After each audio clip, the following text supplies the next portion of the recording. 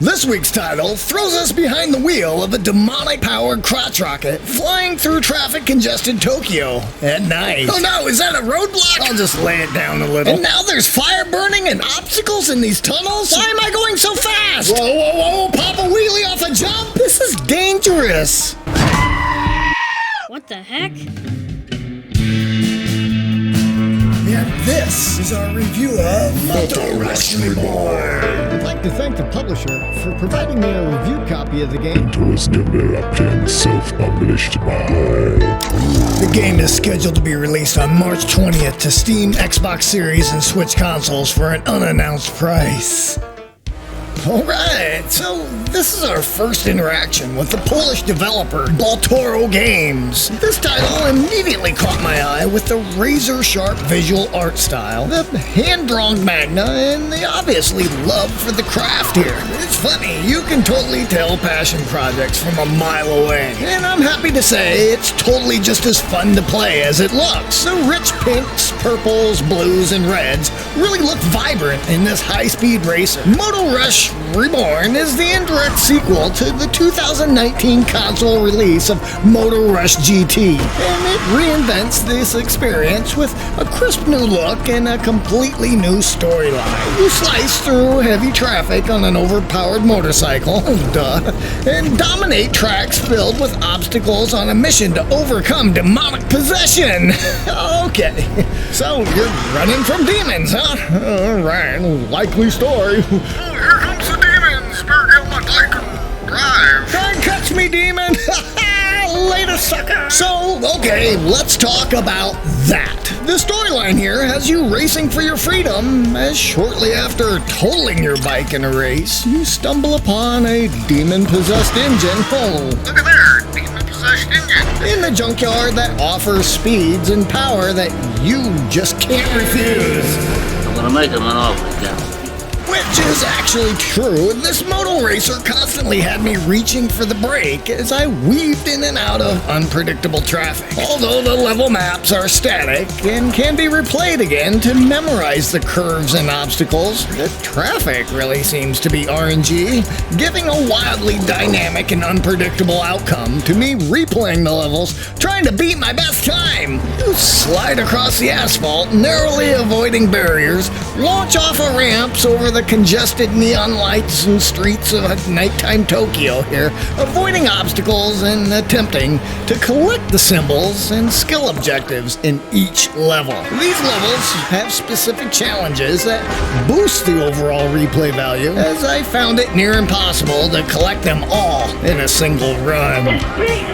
I found it best to concentrate on collecting all the symbols and getting as many close calls with narrow misses as I could in the level, without really worrying too much about crashing, then replaying the whole level to get a flawless race without crashing, and then maybe finally a speed run to beat the top time.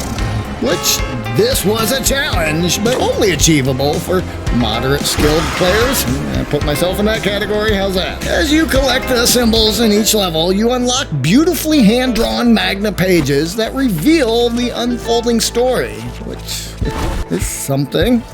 I guess at least there is some storyline tacked on here, but really the gameplay here doesn't need much more of a backstory, as the bike is fun to ride and the respawn animation is fairly quick. This allows players to focus on completing the specific challenges in front of them, like collecting all these damn hidden symbols. That's a good one. Beyond the symbols, each level also contains these 3 skill objectives. There's the record time, 0 demolition, and near misses, for you to try and go back and replay. There are 45 unique and challenging levels that immerse you in vibrant, futuristic Tokyo. There are multiple zones within these levels, with aesthetics to switch things up a bit, I guess. You blaze through power plants, duck through collapsing tunnels, and break through windows as you shred a neon-drenched shopping mall. In the end, the level designs were pretty similar. Just by looking, I really couldn't tell one from the other apart, which is kind of I feel like it's an opportunity lost here, guys. Maybe an optional side mission that takes you like through the countryside, mountains, or maybe a Japanese forest, maybe? That'd be awesome. And then there's the fact that the tracks are just straight linear paths. I mean, come on, let's add some shortcuts here or hidden routes to encourage players to push the limits of the track to find some secret routes. These are the kind of little Easter eggs that connect developers with the player, making them feel like they've left a little secret something there for the players to uncover. It's nice. And I know it costs resources, but I see so much of this game was crafted from a place of love. I hate to see the potential to be cut out to meet a budget or a schedule. I don't know, something to think about, I guess. And while you're thinking about that, I'll just go ahead and rate this little gem with a full 4 beans out of 5. Yeah, well, that wraps up that review right there. Here's some notes I took, where I put the keys to the track. So, you know, we make these new review videos every week, so if you're an indie developer or there's something you want to see, or maybe something you don't want to see. And if you haven't noticed, I've been working with select publishers this year. Feel free to reach out if you're interested in adding your game to our future reviews. Be sure to visit again next week As we continue to take humorous stabs at some of the industry's new and upcoming titles. Your job is simple. Gather items. Stay safe out there. We'll see you next time on the farm.